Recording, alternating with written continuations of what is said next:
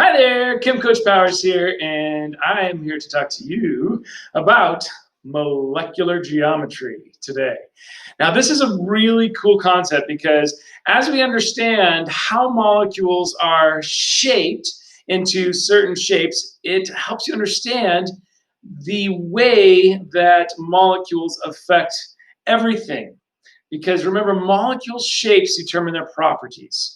So you might have one particular protein or another protein that have different shapes. Well, why do they have these different shapes? Because of what we're talking about today.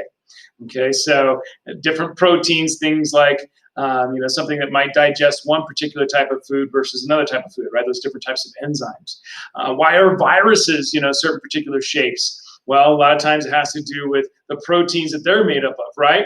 And so what shapes those different viruses have to do with the stuff we're talking about today, the chemical properties of these particular organizations. So I think you're going to really enjoy, looking at this, understanding this, knowing that understanding this helps you to understand so much more about the world and why things are the way they are. Why is it that your nose can smell poop and apple pie and they smell different? It's all about these shapes, and that's what we're going to talk about. Okay, so this is about molecular geometry. This is section 6.5. I've broken it down into a couple subsections, and so this is 6.5a. We're going to use the VSEPR theory. A lot of times we just call this the Vesper theory, even though it's Vesper, to predict molecular shape. And we've got a couple of these shapes here: linear, bent, trigonal pyramidal, trigonal planar, tetrahedral. We're going to talk about what those shapes are here in a bit. So at the end of this lecture, your success will be, if I give you a formula for a molecule, you're going to be able to use VSEPR to predict its shape. I'm going to be like, here's ammonia, and I'll tell you the formula, NH3, and you're going to be like, oh, well, that's a shape, okay? And you're going to be that good. That's how good you're going to be by the time we're done, and it's not going to be long at all. 20 minutes, and your life is going to be changed. What does VSEPR stand for? Valence shell electron pair repulsion theory, okay? VSEPR, valence shell electron pair repulsion theory. All right, so this is the valence electrons that we're dealing with, okay, or the valence shell electrons. And we're going to talk about the pairs of electrons here, and then we're going to talk about how they like to repel each other, right? Like charges repel, and that's what this theory is all about, okay? This is basically the entire summary of what's happening here in one acronym. So repulsion, remember, it wants to get these electrons that have the like charges as far apart from each other as possible. Okay, and so we're going to use this to predict the shapes, geometries of the molecules. And again, it's important because the molecules determine the properties of the different things that we're talking about. Now we're going to use a term called parent geometry here. Electron groups are going to spread away from each other as much as possible because like charges repel. We've talked about that.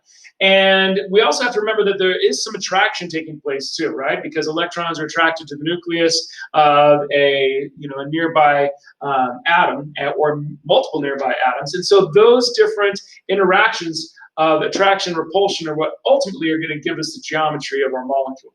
And so we're going to use a couple different terms. Things like parent geometry is what we're going to start with, but that's not in the book. Okay, very important to realize the book does not use this term, parent geometry. It also does not use the term steric number, which we're going to talk about, excuse me, here shortly. And so these are important concepts in teaching this in other texts, right, in other situations. So we want you to know it, but it's not in your book, so pay attention. The book basically refers to molecular geometry, or what we're going to talk about as shape, but we're going to give you a little precursor to molecular geometry. We're going to talk about parent geometry because there's a tiered aspect to understanding this concept that we want you to have, okay? So what is parent geometry? It's the maximum distance that the electron groups around a central atom can achieve due to repulsion, okay? That's our parent geometry, maximum distance that they can get. Now, there's going to be something called shape that we're going to contrast to this, but for right now, think about the electron groups, the groups of electrons that are around the central atom, and how those electron groups are going to be pushing away from each other, okay? We have different names for these different parent geometries. If we have two groups around the central atom repelling each other, we call it linear. 3 groups repelling is trigonal planar, 4 groups is tetrahedral, 5 groups is trigonal bipyramidal, 6 groups repelling is octahedral. Now, we're going to have you guys focus on these four, okay? We're not really going to worry about these two. I'll show you what those look like here in a second. But these are the four, or these are the ones that we need to know, okay? 2, 3, and 4, repelling. Now, we're going to have multiple subcategories under these as well that will have to do with shapes. So for right now, we have a parent geometry, and then we're going to kind of have like a kid geometry, okay? The parent geometry is just looking at the electron groups, and the kid geometry is going to look at bonded atoms. We'll talk about that a little bit more here in a second. So if I want to know the parent geometry, the first thing I have to do is I have to figure out how many electron regions around the central atom. In order to do that, I have to do the Lewis structures, right? We've been learning Lewis structures, and so I've got to do a Lewis structure. Now, I have this term steric number. Again, not in your book. What does that mean? It's basically the same thing as saying the number of electron groups. So if I have a steric number of 2, that means I have 2 electron groups around the central atom, okay? So what is an electron group? What is a steric number? It's the number of bonds and the lone pairs on the central atom. Okay, so sometimes there's going to be an atom bonded to another atom, but sometimes there's going to be a couple of electrons flying out there free. Well, count them both. For the steric number, you're going to count them both.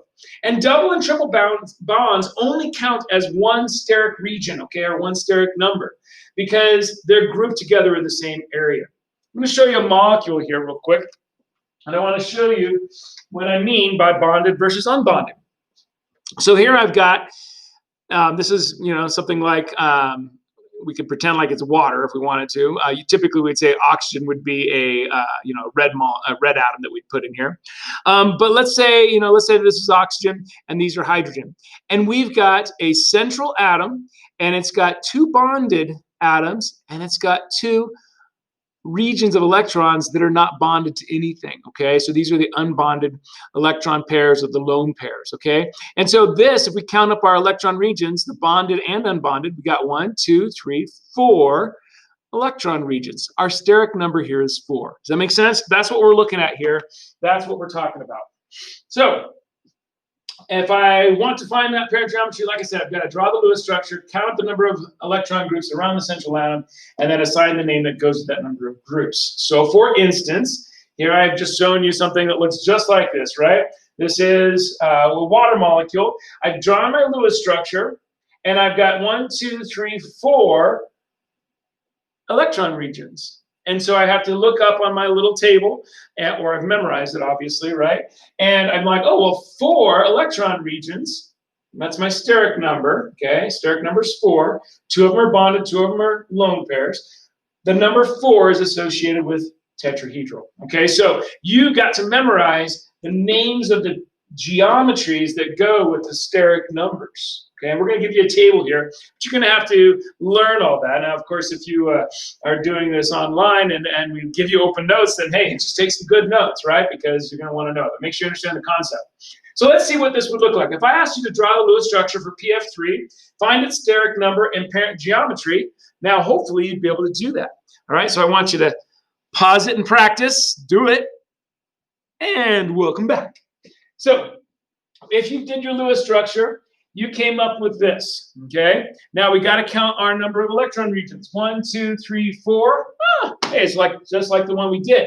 Now the thing that's different here is that 3 of them are bonded and 1 is unbonded. So it's a little bit different in terms of how many bonded and unbonded you have. But remember, for the parent geometry, we don't care about that. For the parent geometry, all we care about is the total number of electron regions. So this is still tetrahedral, okay? Now we're going to see later on that those two, PF3 and H2O, are going to have different shapes, but they have the same parent geometry, okay, the same number of electron regions. So I want you to create a table like this. Now we're going to have on the next slide, we have a little part that's right below it. But basically, I want you to create a table that looks like this so that you can fill it in here shortly. I've filled in a couple for you already, based upon what we already showed you on those previous slides. If I have a steric number of 2, it's called linear. If I have a steric number of 3, it's called trigonoplanar, okay? You might need to pause it to write this down, and then, all right, you ready? All right, here we go. Let's look at the next one. Now, these are the same headings up here. You don't have to rewrite the headings. You can just put this little part, okay, underneath with the part that you just drew, okay? Now, number 4, that's 4 steric number, right, or 4 electron groups. That one has a tetrahedral parent geometry. Like I said, we could go to trigonal bipyramidal, we could go to octahedral, there's others, but those are the only four we're worried about, so that's why you're only having to do those four for this table. Okay, so this is a good practice. All right, let's go ahead and let you guys practice that. For the molecules SCl2, what would the Lewis structure be? What's its parent geometry going to be? Okay, so pause it and practice. And we're back. Let's do that real quick. We'd have sulfur and then 2 chlorines, right? Put the least electronegative in the middle. And we talk about the total number of electrons. Chlorine is 7 and 7, that's 14. Sulfur is 6. I've got to put 20 electrons around this. I put 2 as my bondage, 2 pairs. That's 4 electrons. I've got to place 16 more. 2, 4, 6, 8, 10, 12, 14, 16. I'm done. Now, what is my parent geometry? I have to look at my central atom, and I have to look at how many electron pairs. 1, 2, 3, 4, okay? I've got 4 electron pairs. Once again, I've hit tetrahedral as my parent geometry. It's a pretty common one, okay? All right. Now, let's find the molecular shape. We've done parent geometry. Now we want to do molecular shape. First thing we have to do, like always, start with our Lewis structure, okay? We're going to now find our steric number and parent geometry. We know how to do that. And now we've got to go on, okay? This is the kids, right? We now know the parent, now we've got to know the kids. And the kids are a little bit more complex, but not too bad.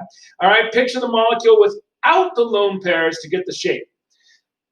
So what I mean by that is when I talk about shape, we're imagining this thing as if it doesn't have those lone pairs. Okay, just look at the bonded atoms. That's all you're looking at when you think about shape. Okay, so just the bonded atoms, ignore the lone pairs when you're trying to figure out what shape is. Okay, now it's basically like the observed shape of the molecule if you were to look at it, because the electrons aren't taking up, as much space as the actual atom would be that's connected to it. We have different names for the different shapes, right? And so if it has the exact same number of bonded pairs as it does electron regions, then it gets to keep its name, okay? Then the kid is named exactly like the parent if they have exactly the same number of bonded atoms as they do electron regions, okay? Otherwise, we get a new name. Now, they've come up with various different names. Some of them are like T-shaped and various different seesaw, various different names that you could have for different shapes of these atoms. But you're going to have to learn those names and or be able to look at them, find them in a table. Okay, here are some of them. Okay, this is basically our 8 most common geometries that we see. And you can see that we started off with the same names over here. Linear, okay, trigonal planar. Oh, now we have this thing called bent. Wonder what that is. Now we have tetrahedral. We've seen that before. Trigonal pyramidal. Okay, bent or angular. Trigonal bipyramidal, octahedral. So now we're seeing some things that are a little bit different. Now, these are geometries, okay?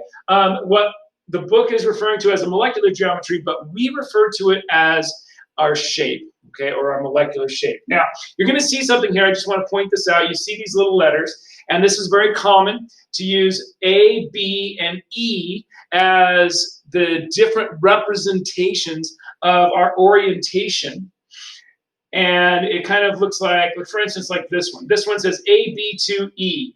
A stands for the central atom, so that would be nitrogen. There's just A, one central atom. B stands for bonded atoms. We have 2 bonded atoms, oxygen and fluorine. And so at B2, it's got 2 bonded atoms. And then E is the lone electron pair. Notice that there's 1 lone electron pair here above nitrogen. Okay, and so I have an a type of molecule that is AB2E, A, B2E. And now I can say, well, with that type of molecule, I have this particular name for that molecular shape, and in this case, it happens to be bent. Okay? Now, I just want to make sure you're, again, familiar with this, because the book doesn't use the term parent geometry, but they use the term molecular geometry. When they use the term molecular geometry, it's what we are calling shape or molecular shape. Okay, again, different books do things a little bit differently, but we want you to know the term shape and molecular shape because it makes sense to think about the shape of molecules, like what's the actual shape, right? And so when the book says molecular geometry, just know that they're talking about shape and molecular shape, and that's what, when we say shape or molecular shape, the book is maybe saying molecular geometry. The book does use the word shape as well. But remember, parent geometry isn't in the book. The parent geometry focuses on all the electron regions, whereas the shape only focuses on the bonded atoms, okay? It's a subcategory or a kid of the parent geometry, okay? Now, I want you to fill in the rest of the table now with the values that we're going to get you on the following slide. So these little extra boxes here, I want to see if you can figure out and fill in those extra boxes with the next things that we get, and then we'll check at the end. Remember, we've got the group that has 4 electron regions as well, okay? So you're going to fill in all these things as we go. So let's start with steric number 2. And again, fill in the table as we're going through here. 2 bonded groups, no lone pairs, right? So if I go back to that table, woo, it's easy here. 2 bonded groups, no lone pairs. Okay, now we're going to talk about the shape. Now remember I said that if the parent and the kid are exactly the same, they're going to have the same name. If my number of bonded pairs is the same as my number of electron groups, they have the same name. And in this case, we have a 180-degree bond angle. Okay, so that's what you're going to be doing. You're going to be filling in the rest of the table with this kind of information, okay, as we look at these little guys here. All right, so this is carbon dioxide, and it has a linear shape. You're going to see this one over and over and over again this year, so might as well memorize this one.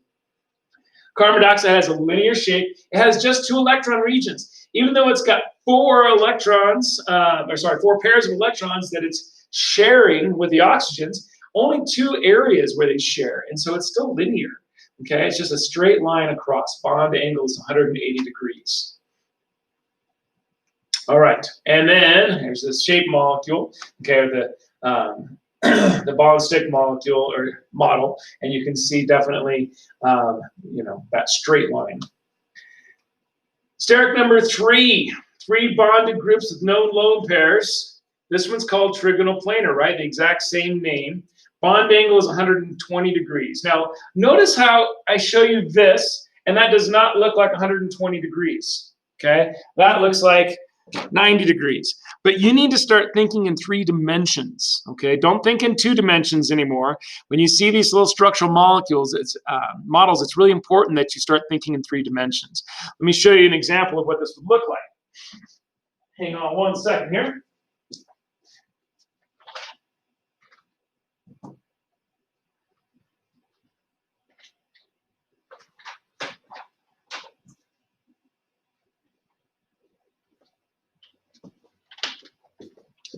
Got my little model kit. We want to build this thing. Okay, so when we build these types of models, carbon is typically going to be one of these black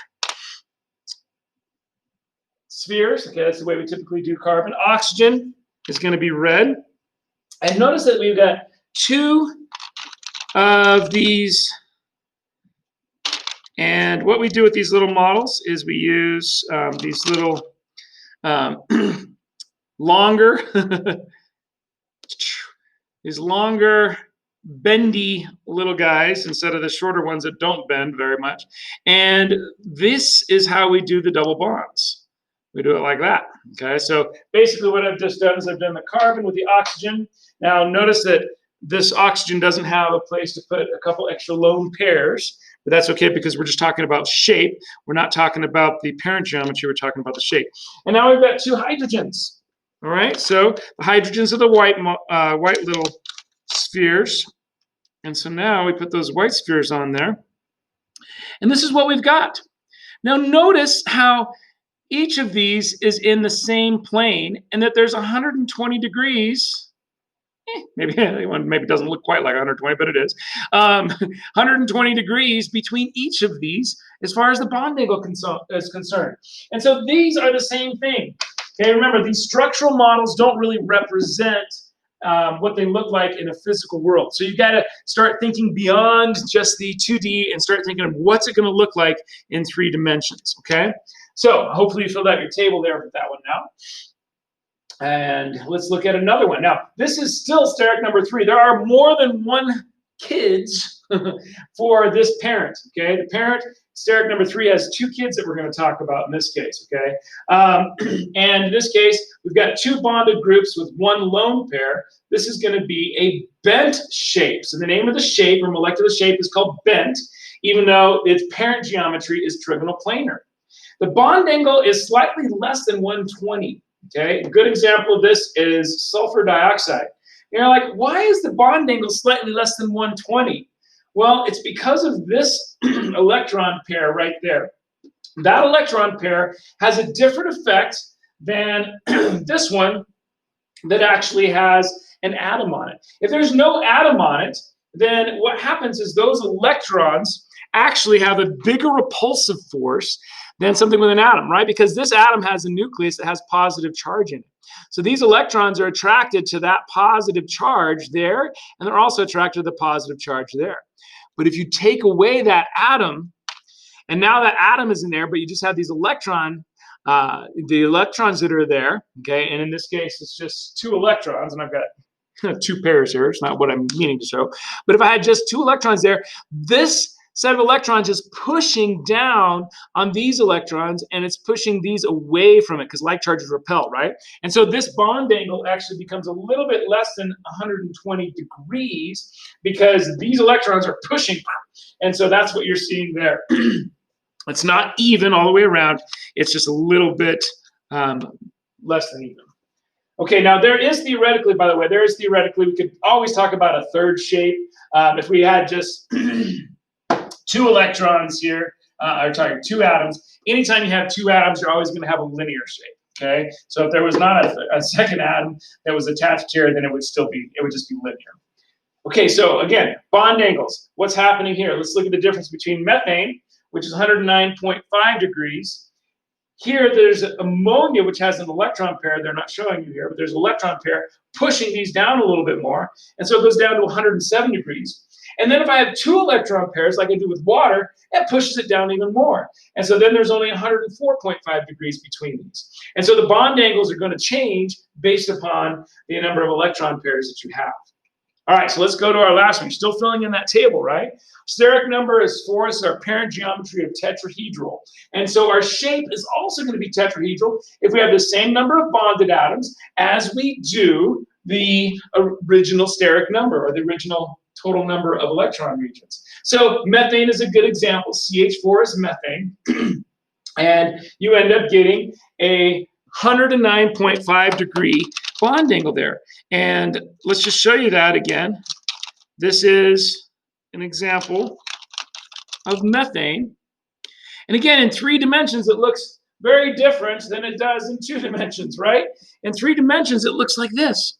And it's kind of cool because no matter which way you hold it, no matter which one you make go up on top, it always looks the same. That's because there's a 109.5 degree angle between every single connection here. Okay, isn't that cool? All right, now what happens if we have a steric number of 4 with our 3 bonded atoms with 1 lone pair? We now have a new name. Okay, so fill in the table. Trigonal pyramidal is the name for this one. Ammonia is a good example. NH3 is a good example of a trigonal pyramidal. And then we have another kid. This one's got 3 kids. So if you want to talk about linear, it's got 4. And this one is 2 bonded and 2 lone pairs. We've seen that already. We've seen it in water. And so when I have water, I'm going to have a bent shape. Okay, that's the name of this. And it's bent 109.5. Okay, so hopefully now you've got this table filled in. Let's see how you did. Okay, maybe pause that and see if you did well there. And then let's go to the next one and maybe pause it and see how you did there. I threw in this last one. Again, we don't normally talk about this, but I just wanted to throw it there to say, hey, anytime you have 2 atoms only that are bonded together, so 1 bonded atom with the other original central atom, then you're always going to have a linear arrangement. Okay, so this one we don't usually talk about, but I just wanted to throw it in there to make you think about it. All right, so predict the shape for PF3. So you did PF3 already. You did PF3 when you did the original practice a little bit ago, but you did parent geometry. Now, what's its shape? Okay, think about that. Again, start with our electron dot structure, and now we have 3 bonded atoms, 1 unbonded, And so that's going to be trigonal pyramidal. And again, you just have to memorize these. And this year, I guess you get to, if you're doing remote only and we're doing open notes, then you can just look at it. But normally you have to memorize those, and or you can look at a table. Okay, so you can practice this kind of stuff. And I would say you need to practice it with a few different types of molecules. And this is just kind of a way to talk through it as you are trying to practice. And you can say, you know, blank has blank valence electrons. Here's its Lewis structure. Okay, so maybe it was the PF3, like we were just doing PF3. Okay, and so you'd be like, well, PF3 has how many valence electrons? Well, you've got F is 7 times 3 is 21 plus the 5 from phosphorus. You've got 26 valence electrons. Here's its Lewis structure. Okay, if you draw the Lewis structure out. Since it has a steric number of, we just figured out its steric number was 4, its parent geometry is, and you'd write in tetrahedral. So we're just giving you kind of the vocabulary here, the sentence structure that you could use to go through and check any of these different types of molecules that you're practicing. Since it has, in this case, it was 3 bonded and 1 lone pair or non-bonded electron groups, the shape or molecular geometry is, and then we just talked about that, was trigonal pyramidal, right? So that just kind of gives you a way to go through and ask the right questions and fill in the right values, you know, from that table with any different compound that we give you up here. Okay. Okay. Well, whew, we did some good stuff today, right? Your objective review. Let's see if you can do what we wanted to do. Can you use the VSEPR theory to predict molecular shape? Okay. So now we know this theory. Now can we figure out what the shapes are? Yeah, now you've seen things like linear, bent, trigonal pyramidal, trigonal planar, tetrahedral. You can use that table and you can fill in and figure out what the shapes are going to be if I give you a formula. Awesome, right? You've done it. You can now predict shapes of molecules. And why is that important? It's important because the shapes of molecules determine their properties. And that is hugely important in any field of chemistry or biology, molecular biology, biochemistry, that kind of stuff. Any field like that, hugely important. You know, figuring out the vaccines like they're trying to figure out right now.